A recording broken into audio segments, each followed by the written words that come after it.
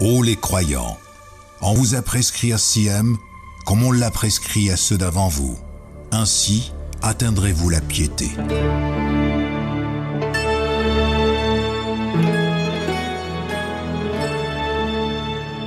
Le Ramadan en question. Avec Khaled El-Joumaili et Dr Shawq El-Azhar.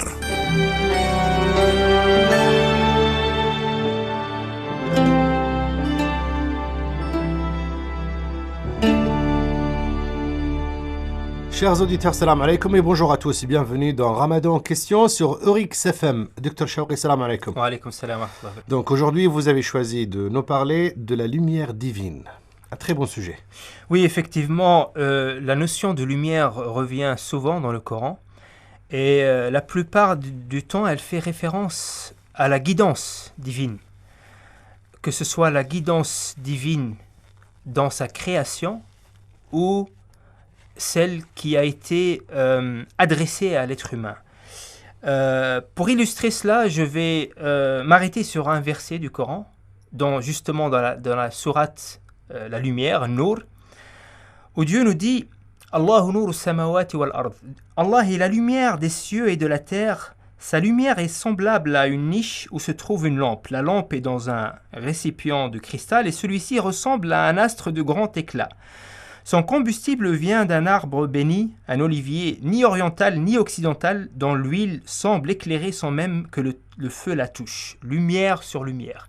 Ici, dans ce verset, Dieu nous parle de sa lumière, de la lumière divine. Dans la première partie du verset, il nous dit « Allahu nuru samawati wal ard ». Dieu est la lumière des cieux et de la terre. Ici, il nous parle de la lumière divine relative à la création. En d'autres termes, la guidance divine dans la création. Donc c'est Dieu qui guide toute chose dans l'univers. Et dans la deuxième partie, il nous parle de sa lumière, de la lumière divine relative à l'être humain, ou bien la guidance qui a été donnée à l'être humain. Et c'est un peu différent. Et il nous dit, et il nous illustre cette lumière donnée à l'être humain, la lumière divine, par une parabole où il nous dit que cette lumière qui est donnée à l'être humain, elle est semblable à une niche, donc une ouverture dans un mur, une niche où se trouve une lampe. Et la lampe est dans un récipient de cristal et en vérité, elle est allumée avec un combustible qui est ni de l'Orient ni de l'Occident. En vérité, ici, Dieu nous parle de la fitra, c'est-à-dire il nous parle de la nature humaine.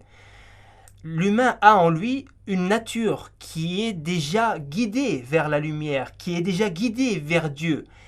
Et c'est pour ça qu'il nous dit que son combustible, eh bien, il donne sa lumière sans... il semble éclairer sans même être touché par le feu. Donc en fait, cette fitra, elle éclaire déjà l'humain, elle guide déjà l'humain sans même qu'il ait eu la révélation. Takadu. Donc, elle est au point d'éclairer. Et ce combustible, donc qui est la fitra, elle vient d'un olivier qui n'est ni de l'Orient ni de l'Occident. Donc, il n'est pas de cette terre. Parce qu'on sait que la nature humaine, l'esprit humain, ruh, il vient, ce n'est pas quelque chose qui est d'ici, ce n'est pas quelque chose qui est de cette terre. C'est quelque chose qui vient de l'ordre divin, de l'ordre céleste. Donc ce qui est en l'être humain, son âme, c'est quelque chose qui vient de Dieu, qui est de l'ordre céleste. Et qui guide presque l'être humain sans même qu'il ait été donc, touché par le feu, donc par la révélation, par cette autre lumière. Donc la première lumière, c'est la lumière spirituelle qui est déjà en l'être humain.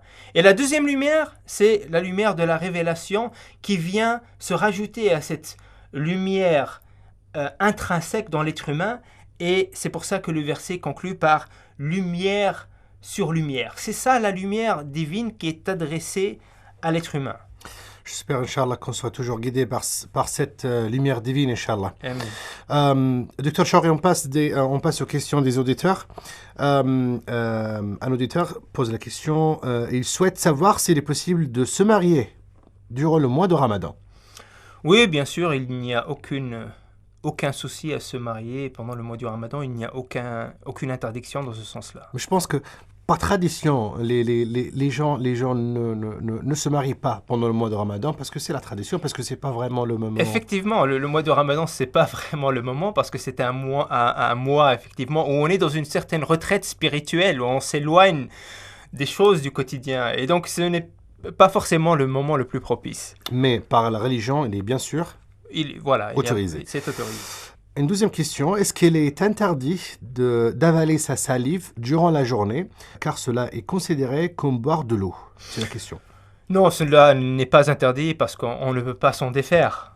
On n'est pas tenu de se débarrasser de sa salive, donc il n'y a pas de souci à l'avaler. Là, c'est parce qu'il dit que la salive est considérée comme de l'eau. Non. Ce n'est pas considéré comme de l'eau parce que c'est quelque chose, encore une fois, dont on ne peut pas se débarrasser. D'accord. Dernière question, Dr Shawqi. Cette question aussi, il est passé déjà dans les premières émissions de Ramadan en question. Les prises de sang et le saignement invalident-ils le jeûne? Non, cela n'invalide pas le jeûne parce que le prophète sallallahu alayhi wa sallam lui-même faisait ce qu'on appelle le hijama. C'est un saignement avec un but donc médical. Le prophète sallallahu alayhi wa sallam le pratiquait. Donc il n'y a pas de problème à cela, Inch'Allah. Très bien, c'est la fin de cette émission, Dr Shawqi. Merci beaucoup de nous avoir accompagnés dans Ramadan en question sur Oryx FM. Merci à vous, chers auditeurs aussi. Vous pouvez toujours participer à l'émission en nous envoyant vos questions par SMS au 92 147 ou bien à travers nos réseaux sociaux. Merci beaucoup, à bientôt.